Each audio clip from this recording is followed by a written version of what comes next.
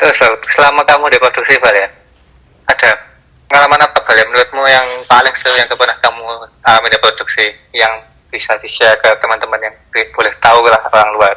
Yang seru ya banyak sih sebenarnya, kayak yang tadi ya, kasus-kasus lucu gitu ya, antar personil tuh. Terus kemudian kalau yang paling seru sih optimasi ya, optimasi. Karena kalau kita di produksi itu kan mikirkan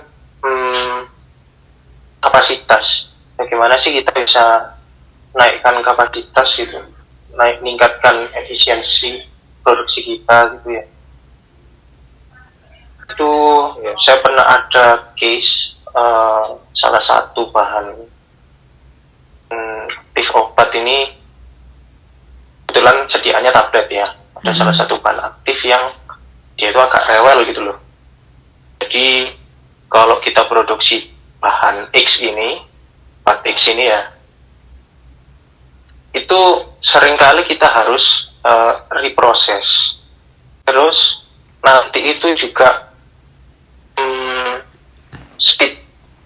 speed cetak tabletnya itu ya, itu nggak bisa cepat. Jadi ya pelan. Nanti kalau dinaikkan speednya gitu ya, kita coba itu muncullah masalah yang capping lah, yang apa namanya, kurang keras lah tabletnya, jadi udah patah gitu ya.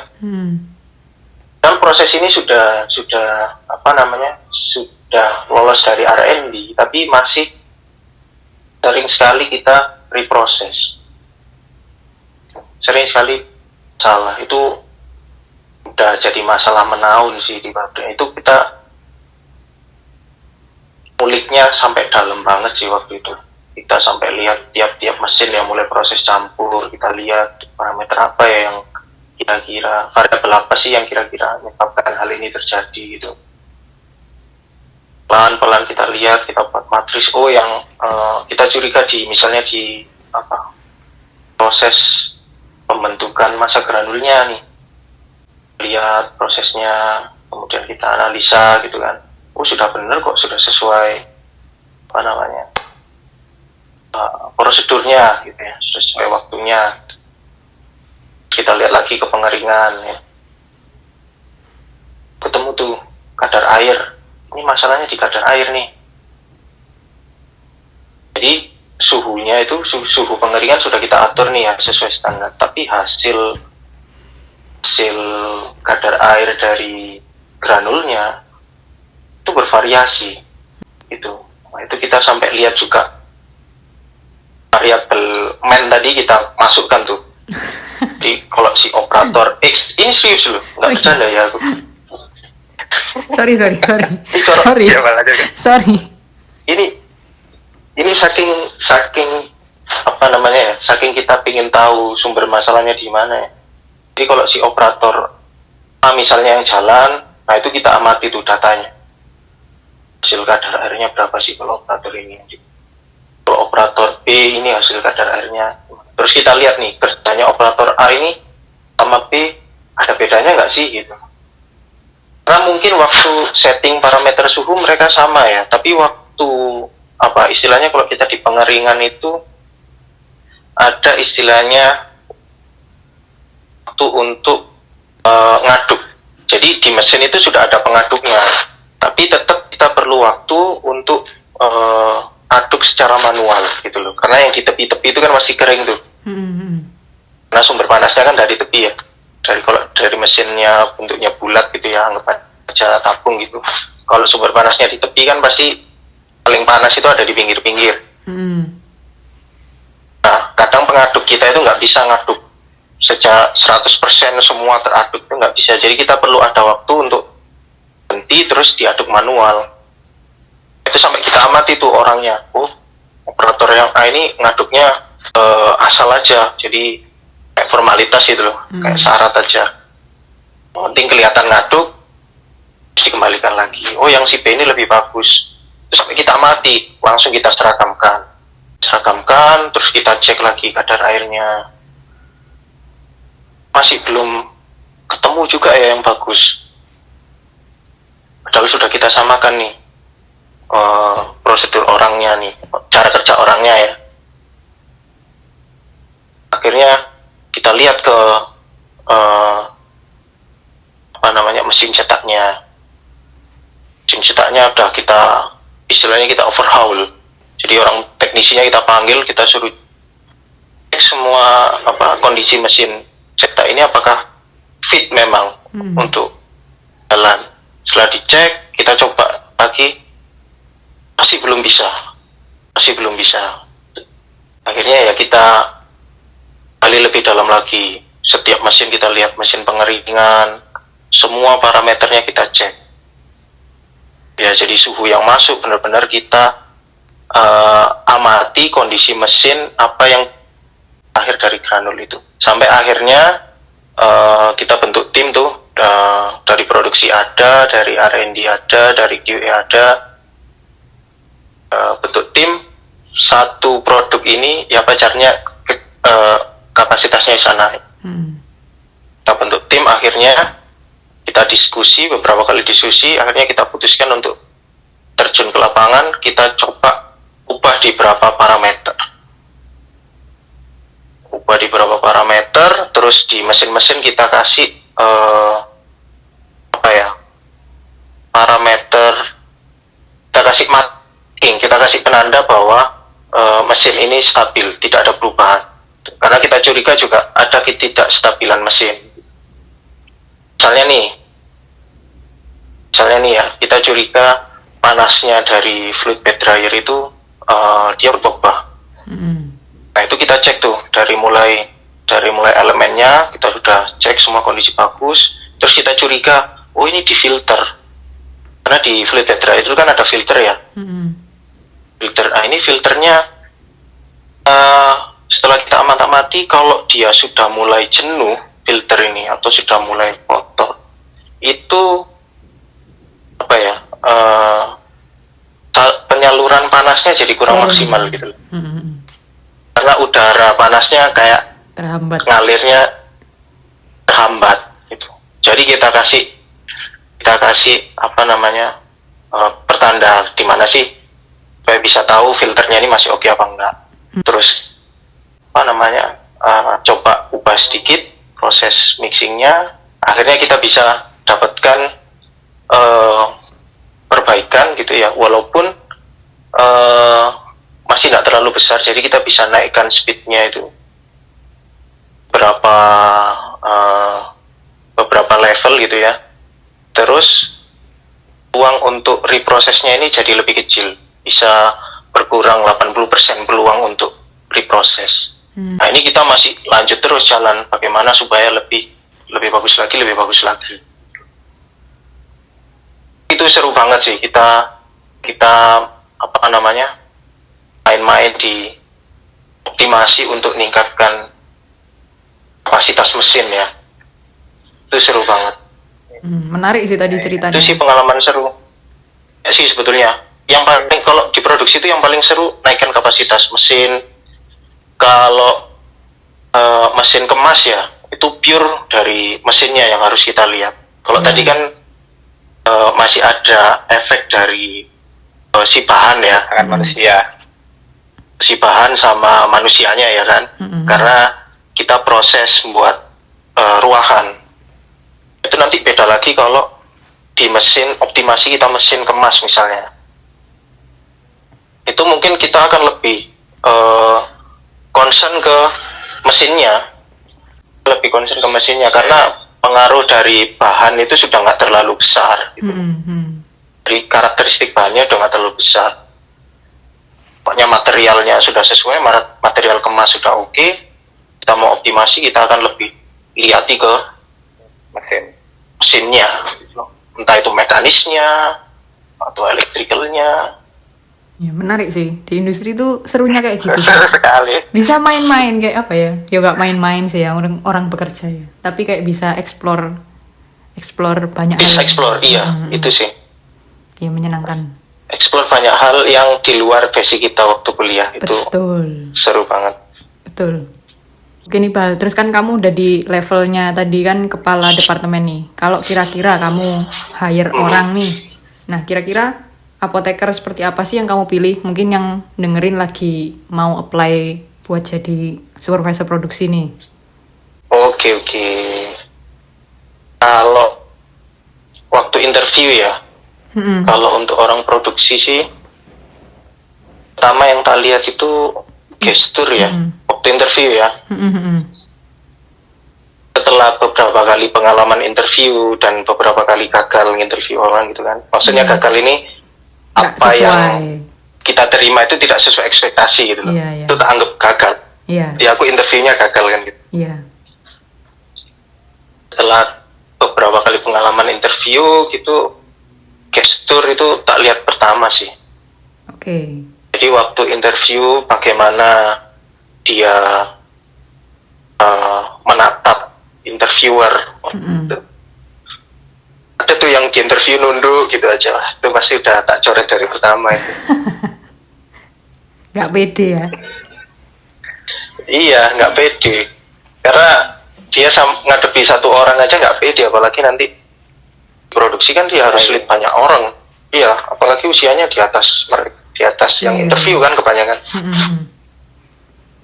Karena yang apply kan biasanya fresh graduate. Itu jadi buat anak-anak fresh graduate yang mungkin denger gitu kan. Jadi kalau interview itu harus disiapkan benar mentalnya. Itu sih yang terlihat, gestur, kemudian konsistensi. Jadi beberapa kali interview itu sering sekali aku nemu itu jawaban yang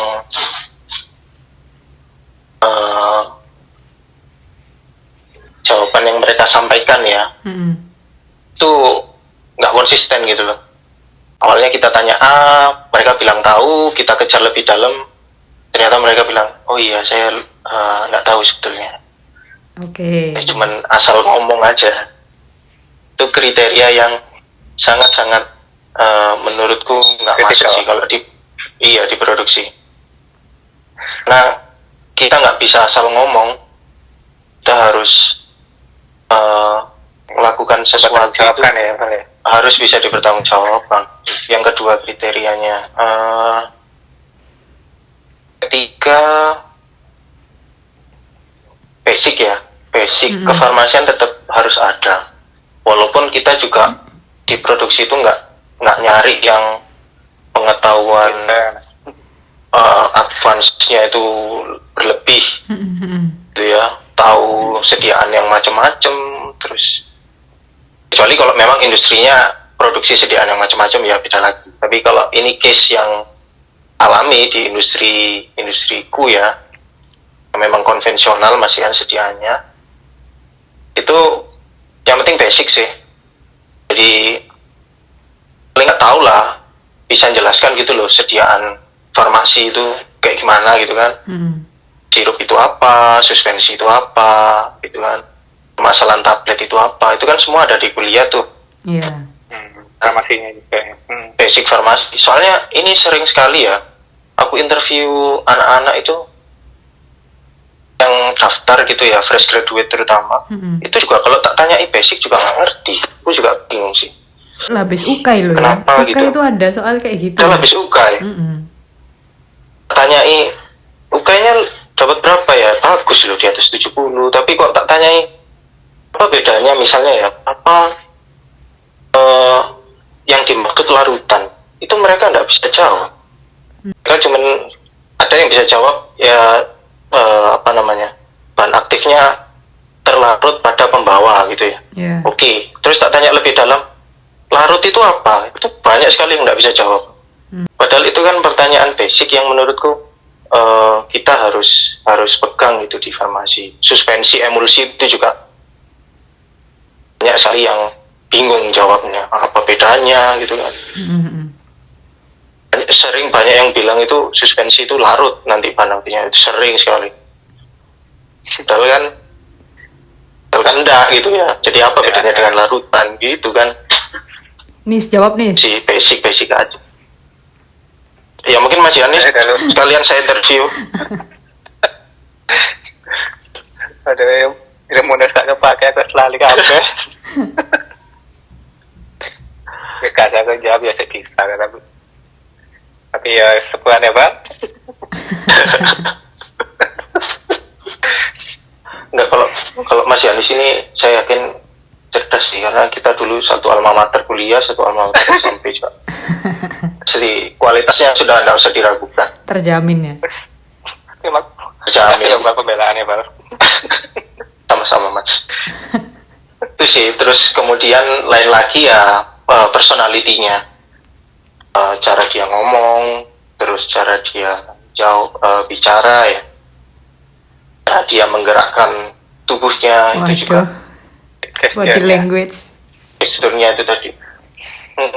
Body language itu juga penting. Ada yang cuma diem gitu aja, nggak gerak sama sekali ya kan. Itu jelek sekali kalau dia. Ada yang luas gitu, jelaskan enak gitu loh. Dilihat itu enak. Itu juga kita jadi nilai lebih sih waktu interview itu. Oh, anak ini.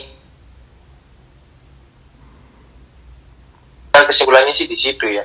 Bisa membuat dirinya itu terlihat lebih istimewa gitu loh. Menonjol.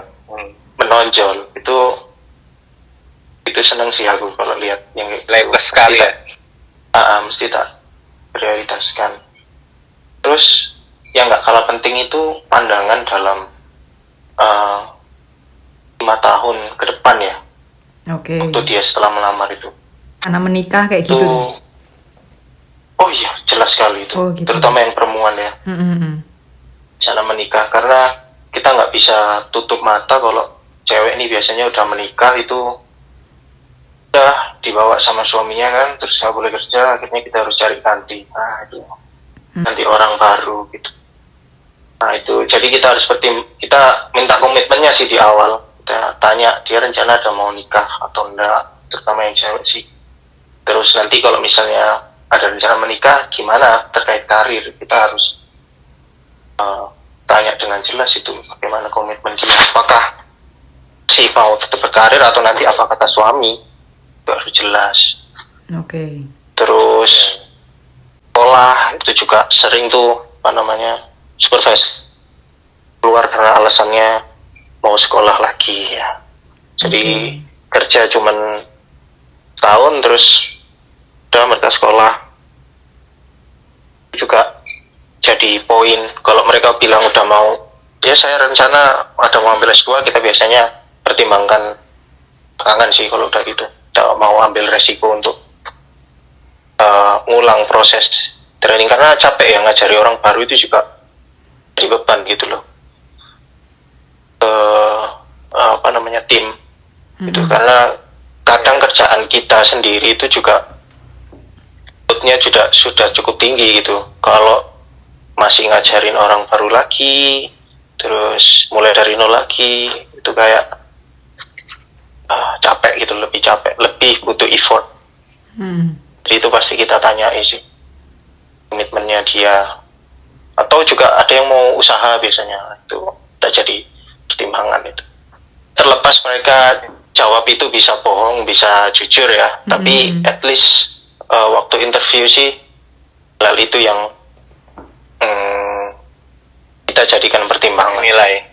Iya, karena kebetulan sih di pabrik nggak ada lie detector ya, jadi aku nggak bisa. Mungkin bisa usul Pastikan Bang. juga dia bohong atau enggak. Usul untuk beli. Usul keadaan, Bal. Iya sih, bisa, benar juga ya. Kalau bohong gitu kesetrum sih, lebih seneng ya, biar langsung dapat efek kejut ya. Lebih gampang kali interviewnya. Lebih mudah, kita juga lebih cepat kan prosesnya, gitu kan. Dia udah nggak bisa Peluang ke pertanyaan untuk- selanjutnya. Iya, peluang untuk dapat personil yang benar-benar sesuai harapan juga besar. Kita sudah sering, kok nggak ada yang kepikiran ya di dunia rekrutmen itu pakai lie detector ya. Idemu brilian, Bal. Idemu sangat inovatif sekali. Iya, itu sangat futuristik loh. Depan harusnya ada gitu ya. Mungkin selama ini kalau kebohongan itu kan bisa dilihat dari hasil psikotes gitu kan ya. Udah Dan isi nggak bisa banyak, sekarang. banyak. Bisa di psikotes, bisa Tapi kan- dihalu. Tapi kan lama-lama itu kan kayak bisa dipelajari gitu loh polanya. Betul. Ya nggak sih? Betul. Iya, ada bukunya ya. Kalau pakai lie detector gitu kan, apalagi disambungkan sama listrik 200 megawatt gitu misalnya ya kan. Langsung dari Kita kasih gardu. sensor gitu. Langsung dari gardu. Jadi kalau detek bohong, pasti mereka nggak berani macam-macam kan. Wah benar-benar bisa dapat emas itu kita waktu interview itu. Kalian juga ngurangi populasi ya. Kan udah Berubah jadi elektro kabeh. orang-orang yang nggak punya moral suka bohong itu udah sekalian langsung Dikejutkan. Tujuan ke Anda ya. ngurangi beban polisi. Katanya kan kapasitas penjara udah overload ya di Republik ini. Mungkin ya itu benih-benihnya orang yang masuk kriminal itu dari situ tuh, sering bohong, nggak konsisten itu kan. Iya, harusnya berarti Bisa jadi interview yang pas di penjara-penjara itu pakai lie detector juga harusnya ya. pastinya ada sih. Cuman mungkin kali ya alatnya ya. Ayo hakim. Gak ayo hakim. Ya, tapi kalau aku pernah lihat-lihat di apa namanya, Tokopedia. baca-baca artikel gitu, sistem persidangan di luar negeri itu udah pakai apa namanya robot loh. Oh, di mana Jadi ya? kayak hakim itu udah digantikan posisinya. Iya serius, udah ada algoritmanya, ada segala macam lah. Jadi udah Suhunya hafal semua. iya, udah lebih modern. Ada loh kayak gitu. Mungkin hati-hati juga buat farmasi ya, jangan-jangan kita juga Digantikan nanti. beberapa tahun digantikan jadi robot. Hakim aja bisa digantikan loh. Wah, ini Dan itu berbahaya. wakil ini. Tuhan loh di dunia ini. Bayangkan, itu sudah mau diganti. Hanya manusia biasa. Iya, berarti ya. Oke, itu sih. Terus kan kalau di industri kan apoteker kita kan aneh kayak kerja di baik layar tuh. Jadi nggak ketemu pasien, masyarakat mungkin bahkan nggak tahu di pabrik obat itu ada apoteker. Terus gimana menurutmu caranya meningkatkan eksistensinya apoteker industri ini di masyarakat? Kan nggak ketemu langsung. Enggak, ya kita kerja sesuai porsinya sih. Kita memang nggak bisa ketemu langsung pasien ya, nggak mungkin kita nangani pasien kalau kita di industri kan, secara regulasi juga nggak boleh ya kan. Kalau kita udah praktek di industri, mungkin ada yang dengar ini ya, kalau kita sudah praktek di industri, sudah tanggung jawab di industri, kita kan nggak boleh tuh taruh nama di apotek, nanti Pelayanannya. nanti nggak hadir di tempat dan lain sebagainya. Jadi menurutku sih bagaimana kita meningkatkan eksistensi di masyarakat ya, kita kerja sesuai bidang kita. Kita kerja di industri, memang secara peran kita di balik layar. Tapi kita harus make sure bahwa obat yang kita buat itu harus berkualitas, sehingga nggak bakal ada kasus bahwa obat yang diterima masyarakat itu kualitasnya jelek. Oke. Itu kan secara nggak langsung juga peran kita kan, dan iya orang akan lihat dengan tahan ya penjelasan atau sosialisasi bahwa apoteker itu yang bertanggung jawab di industri farmasi. Pelan-pelan sih masyarakat akan ngerti kalau oh ya memang apoteker itu bisa di banyak bidang gitu loh. Kalau tak lihat kan kayak di rumah sakit itu apoteker udah mulai jalan-jalan ya. Kalau beberapa tahun yang lalu aku sempat punya pengalaman di rumah sakit waktu orang tua aku dirawat itu, kayaknya nggak ada deh apoteker yang ke pasien-pasien.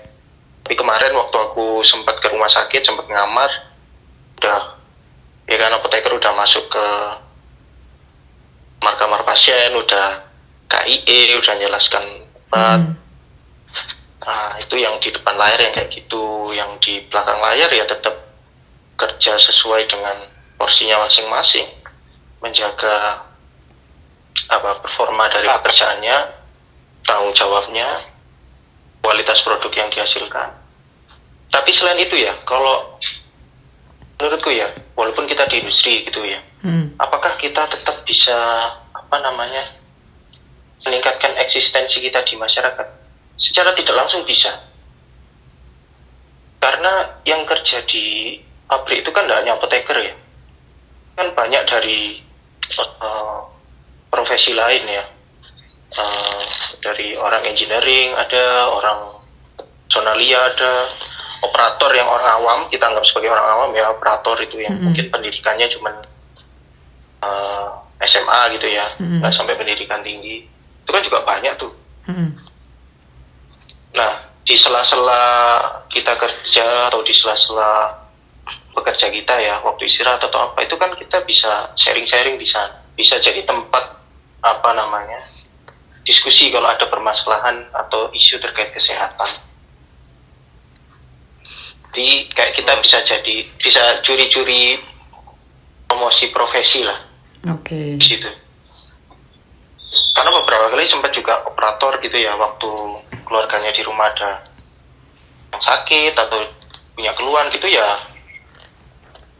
tanya-tanya gitu loh ke apoteker gitu. Apotekernya. Pak ini saya dapat keluhan ini nih, kebetulan di rumah ada yang sakit ini dikasih obat apa ya Pak? Kan kita ada basic tuh ya, walaupun nggak kerja di klinis ya. Tapi kan kita ada basic tuh, coba pakai obat ini yang bisa dibeli tanpa resep gitu kan. Oke. Coba semua medikasi dulu, nanti kalau nggak ada perkembangan baru ke dokter. Itu sering kok kayak gitu, dan itu bisa jadi tempat kita juga untuk menunjukkan eksistensi ke masyarakat. Nice. Last question, Bal. Mantap. Sudah lama banget nih, gak kerasa banget. Last question. Iya, udah lama ya. Iyo. Ini kayak podcastnya close the door ya. belum selevel itu ya. Ayo, soalnya menarik topiknya, jadi nggak kerasa. Last question, apa harapanmu? Udah 1 jam lebih ya kita. Iyo. Apa harapanmu untuk dunia apoteker Indonesia, khususnya industri farmasi mungkin? Harapannya sih ya, ini jawaban normatif ya sebetulnya, tapi tetap harus saya sampaikan karena saya ditanya itu kan. Jujur sekali ya, Pak. Iya, jujur. Tadi kan saya bilang bohong-bohongan, saya juga harus jujur. Oh iya, betul ya. Iya benar. Ya harapannya ya industri farmasi bisa lebih jaya lagi gitu kan. Penggunaan bahan baku lokal untuk industri farmasi. Oh iya. Nah itu bisa lebih tinggi lagi di Indonesia karena penggunaan kita masih di industri farmasi masih banyak yang impor ya dari luar. Tapi mungkin karena Nah, itu nggak ada kita- yang ngeproduksi bahan aktif. Kenapa? Mungkin, Bal. Nah itu betul.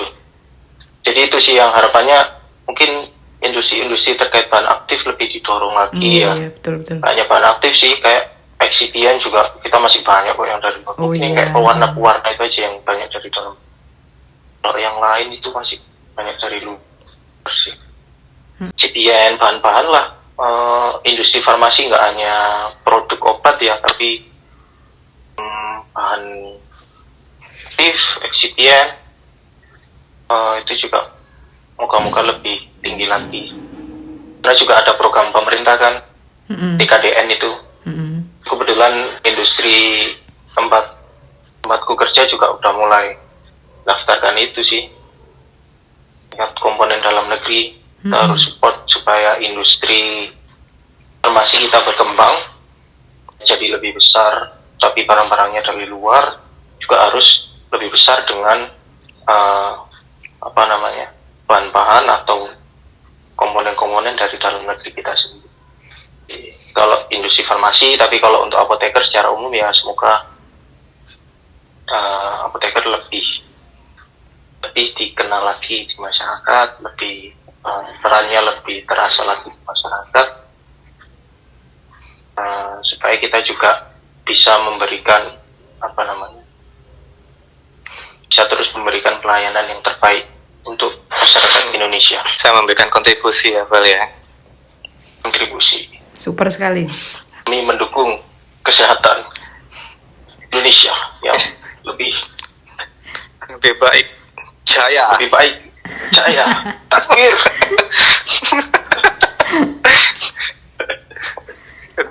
Gede. Oke. Supaya beban BPJS kita mungkin lebih kurang ya. Nah. Kalau tanya yang sehat, Nah, yang itu. nggak utang-utang. Nah, betul tuh. Selain kita buat obat, kita juga harus promosi terkait kesehatan dong. Iya. Agar kan juga bagian dari insan kesehatan nasional. Soalnya itu emang beneran ada, Bal, itu realita. Biasa. Dulu pas aku di rumah sakit itu kayak tiap hari pasien ini tuh datang. Hari ini ke poli A. Besok pasien yang sama ke poli B. Besok ke poli C. Jadi seminggu itu dia datang terus. Kan nggak mungkin ya. Itu poli benar-benar beda poli, maksudnya Beda misalnya poli. dari poli jantung gitu ya, terus pindah ke poli saraf, terus pindah ke poli itu. Besok ke gigi, besok ke mata, besok ke rehab. Itu true. Kisah Itu pasiennya nyata. sama. Sama. Itu mereka merasa udah bayar BPJS atau gimana sih, atau mau iseng? Sudah bayar. Tapi nggak tahu ya, mungkin mereka sekalian mau check up mungkin ya. Jadi ingin mengetahui seluruh organ di dalam tubuhnya apakah sehat atau tidak. Mungkin. Iya, itu kan harusnya dirujuk sama dokternya. Nggak mungkin dia meneng-meneng pengen periksa, ya nggak mungkin lah. Bisa jadi toh. Sadar kesehatan sekali ya manusia itu. Tapi itu true story.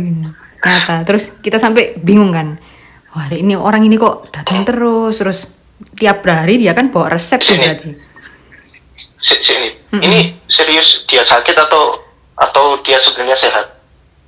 Kita tidak pernah tahu. Jadi kan kalau ke polifarmasi waktu itu rawat jalan kan. Jadi ya pasiennya datang bawa resep terus kita lihat. Oh, orang ini dari poli mata gitu ya kan. Bener ya, resepnya obat mata gitu. Terus besok misalnya poli gigi gitu. Oh ya wes, tapi waktu kita KIE gitu kita tanya, dia memang ada keluhan misalnya, iya mataku kayak gini. Terus besok misalnya dari poli gigi, iya gigiku kayak gini. Tapi ya kan kita nggak tahu ya apakah sebenarnya itu yang terjadi atau enggak, kan nggak tahu. Ya tapi tetap dilayani kan selama kalau klaimnya bisa Ya harus atau dong, nggak mungkin nggak dilayani. Betul. Karena Kalau apoteker siap melayani. betul. Kalau misalnya Betul sekali, Pak. nggak ada restriksi dari BPJS-nya tetap dikasih. Ya semacam itu. Tapi itu ada, beneran ada itu. Ya ya kita doakan orangnya sehat lah ya. Iya, penduduk ini Iya. Oke. 70 Ada. juta ya. Kalau sakit semua kan berapa juta dolar itu. Waduh, iya. Oke, ada pesan-pesan terakhir Ya dari. sekarang Omikron. Iya, lanjut Pak. Pesan terakhir Omikron. terkait COVID ya. Heeh. Omikron sudah mulai naik lagi. Ini kebetulan di pabrik juga namanya isinya Mulai sudah meningkat. mulai hangat lagi. Iya, sudah mulai hangat. Jadi mungkin pesan terakhir kita tetap harus jaga kesehatan. Sama-sama. Sekarang itu 3M atau 5M sih yang benar? Bapak Yanis mungkin bisa menjawab ya. Bapak Yanis mungkin, tolong Saya- Bapak Yanis. Sebagai Sekarang ASN saya ya. 5M sih. 5M 5M ya. ya, nggak balik ke 3 lagi kan. Itu kita sempat Iya. bingung loh dulu. 3M apa 5M? Kalau gitu 5M-nya tetap harus dijalankan. Terus vaksin juga yang belum booster, sudah waktunya booster. Kita harus cari-cari booster karena vaksin sekarang juga gampang ya nyarinya. Gampang. Nggak terlalu sulit. Silakan datang ke puskesmas terdekat. Silakan datang ke puskesmas. Silakan hubungi Mas Yanis. Anda bisa disuntik langsung. Pasti ada loh Vaksin Yanis ya. booster. Nanti udah datang ke puskesmas nggak ada. Kan Mas Yanis bisa dipastikan kan. Tolong ini kita sudah posting loh. Sampai nggak ada loh. Ada Lalu, siap hari buka. Setiap hari buka. Sudah Oke. dijamin. Kecuali minggu ya. Minggu saya juga pengen libur ya. Apoteker juga manusia ya. Moga-moga COVID sempat cepat hilang ya. Nggak balik-balik lagi. Iya. Iya. Atau at least kalaupun nggak hilang jadi kayak flu biasa gitu loh maksudnya. Ngerti nggak sih? Ya wis. Nggak ngerti Bal, nggak ngerti. Handlingnya juga ya. Handlingnya udah, kalau mungkin musnah itu sulit di dunia ini ya kan. karena terus bermutasi, tapi paling nggak handlingnya bisa lebih gampang. Kita juga nggak repot-repot diam diri di rumah, kita juga butuh healing. Waduh. Kita juga butuh nongkrong. Kita benci PPKM. Kita kapan terakhir nongkrong, Bal? Sudah lama sekali, Mas Yanis. Saya masih ingat itu Kiras, benar-benar tutup ya kan, tuh terpukul. Kita insan-insan tongkrongan itu terpukul saat melihat Kiras ditutup. Tutup. Kan sampai itu terjadi lagi di kasus ini, Omikron. Jangan sampai ada varian baru ya, Megatron. Yang Delta Omikron itu benar nggak sih? Yang gabungan itu ada ya? Katanya sih ada ya, tapi nggak tahu ya. Berita sih ada, tapi nggak ngerti Muka-muka nggak ada. apakah udah ada. Tahu-tahu ada politron gitu kan ya. Waduh. Sudah ada lah itu, Pak. Tapi Politron sudah ada. Megatron. Politon. Ada sebut merek. Sorry. Nggak apa-apa. Siapa tahu Politron mendengar dan ingin menyumbangkan sesuatu. Ya mungkin Politron mau endorse ke podcast ini. Terima kasih Kita Bapak Iqbal. Terbuka untuk sponsor ya. Acara ini luar biasa sekali. Iya. Sponsor terbuka, swasta terbuka, negeri juga bisa. Oke, ada pesan-pesan terakhir dari Bapak Iqbal atau Bapak Yanis? Cukup. Cukup. Sudah cukup ya. Oke, thank you banget buat Bapak Yanis dan Bapak Iqbal. Terima kasih loh ya. Untuk Saya waktunya. Terima kasih ya, Pak. Saya juga sharingnya. terharu nih. Thank you buat waktunya. Semoga bisa ketemu di lain waktu. Oke, sharingnya bermanfaat banget. Semoga yang mendengar juga mendapatkan sesuatu ya, sari-sari dari apa yang kita bicarakan. Amin. Kalau ada yang salah mohon dimaafkan ya. Mungkin saya juga nggak sempurna.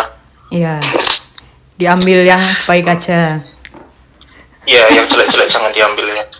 Karena kesempurnaan hanya milik Tuhan dan Andra Indepek. Hanya milik Tuhan semata. Ya. Oke, thank you semuanya. Sukses ya guys. Sama-sama. Sukses ya, Bal. Sukses selalu. Yuk.